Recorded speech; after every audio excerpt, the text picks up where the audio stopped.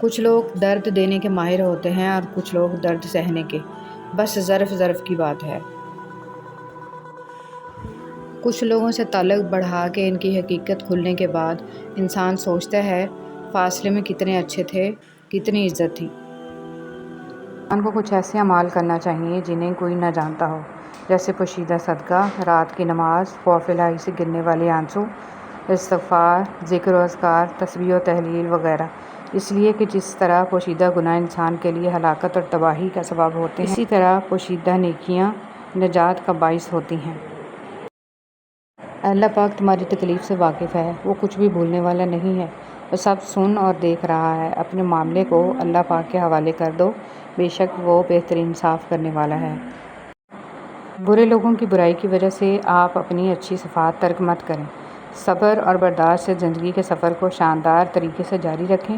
یقیناً ایک دن آئے گا، زیادتی کرنے والے آپ کے روبرو آئیں گے، لیکن آپ سے آنکھیں ملانے کی ہمت نہیں ہوگی، کیونکہ وقت اچھائی اور برائی کا صلہ اکثر دنیا میں بھی سامنے لے آتا ہے۔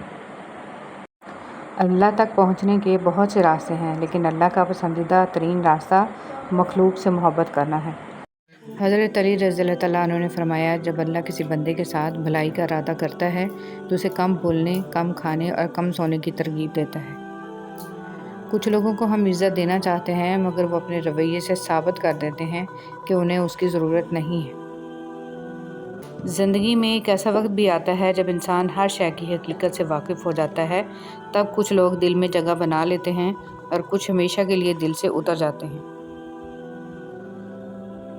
سوچنے کی بات، ہم دنیا میں اس لیے پیٹے جا رہے ہیں کہ ہم مسلمان ہیں، اور آخرت میں اس لیے پیٹے جائیں گے کہ ہم دنیا میں مسلمان تھے ہی نہیں۔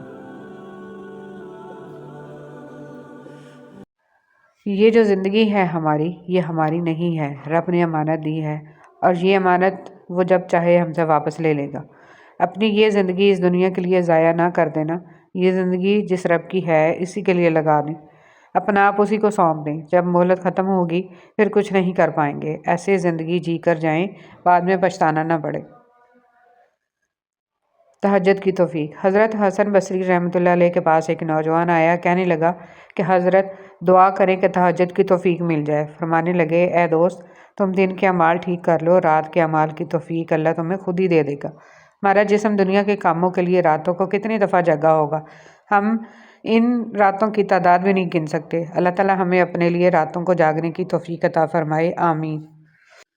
زندگی کی ساری کمائیاں جب موت سے ضرب کھاتی ہیں تو صفر رہ جاتی ہیں، اسی لیے جتنی زندگی ہے وہ مسکرا کے گزاریے۔ یقین مانیے آپ مسکراتے ہوئے بہت اچھے لگتے ہیں۔ یاد رکھیے کہ پیار بھری مسکراہٹ انمول ہوتی ہے، یہ کشش کا راز ہے، یہ دلوں کو جوڑنے والا مختصر ترین راستہ ہے۔ مسکراہٹ صالح صحت کی علامت ہے، مسکراہٹ سے مسائل حل ہوتے ہیں۔ اگر آپ یہ سوچتے ہیں کہ وہ وقت گزر گیا جب مسکرایا کرتے تھے، اب تو پریشانی ہی پریشانیاں ہیں، پریشانیاں تو ضرور آئیں گی، مسکرا کر ویلکم کریں گے تو خود سکون میں رہیں گے۔ دنیا کی نعمتیں ہمیشہ کے لیے نہیں عطا کی جاتی، نہ جوانی سدا قائم رہتی ہے، نہ شان و شوکت، اور یہاں تک کہ صحت بھی۔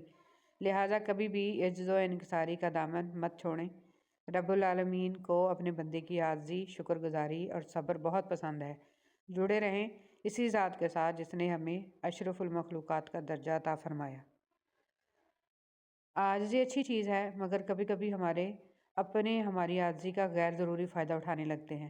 ہم درگزر کرتے چلے جاتے ہیں اور ان کو ہماری درگزر کی اس قدر عادت ہو جاتی ہے کہ پھر وہ ہمیں مشین اور روبوٹ سمجھ لیتے ہیں، جن کے جذبات اور احساسات نہیں ہوتے۔ ہماری مروت کو ہماری مجبوری سمجھ لیتے ہیں اور ہماری خاموشی کو ہماری بے زبانی، اور جب رشتہ بھی خون کا ہو تو درد کا احساس 10 گنا زیادہ ہو جاتا ہے۔ ہم جیسے لوگ شکوہ بھی نہیں کر سکتے، لڑ بھی نہیں سکتے، مگر دل کا ملال گہرا ہوتا چلا جاتا ہے۔ زبان تلوار نہیں ہوتی، مگر کاٹنے کا کام تلوار سے زیادہ بہتر انجام دیتی ہے۔ انسان کی فطرت بھی عجیب ہے، وہ تنقید جیسے سچائی پر ناراض ہوتا ہے اور خوشامد جیسے دھوکے پر خوش ہوتا ہے۔ فرمان مصطفیٰ صلی اللہ علیہ وسلم، اگر تم چاہتے ہو کہ تمہارا دل نرم ہو جائے اور تم اپنی مرادوں کو پا لو تو یتیموں پر رحم کیا کرو۔ اچھا ضرور بنے، مگر ثابت کرنے کی کوئی ضرورت نہیں ہے۔ جب تم نماز نہیں پڑھتے تو یہ مت سوچو کہ وقت نہیں ملا، بلکہ یہ سوچو کہ تم سے ایسی کون سی خطا ہوئی کہ اللہ نے تمہیں اپنے سامنے کھڑا کرنا بھی پسند نہیں کیا۔ حضرت علی رضی اللہ تعالیٰ عنہ نے فرمایا، خاموشی اختیار کر لو مگر کسی سے شکوہ مت کرو، جب عزت نہ ملے تو کنارہ کر لو۔ یہ پھولوں کی طرح ہوتے ہیں، اگر توجہ نہ دی جائے تو مرجھا جاتے ہیں۔ برداشت کی صلاحیت خوش نصیبوں کو ہی ملتی ہے۔ اخلاق کا حسن جس انسان میں آ جائے وہ خالق اور مخلوق دونوں کا محبوب بن جاتا ہے۔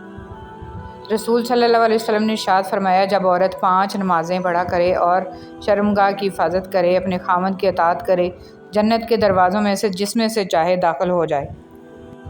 زندگی بھی کیا عجیب چیز ہے، ایک دن مرنے کے لیے پوری زندگی جینا پڑتی ہے۔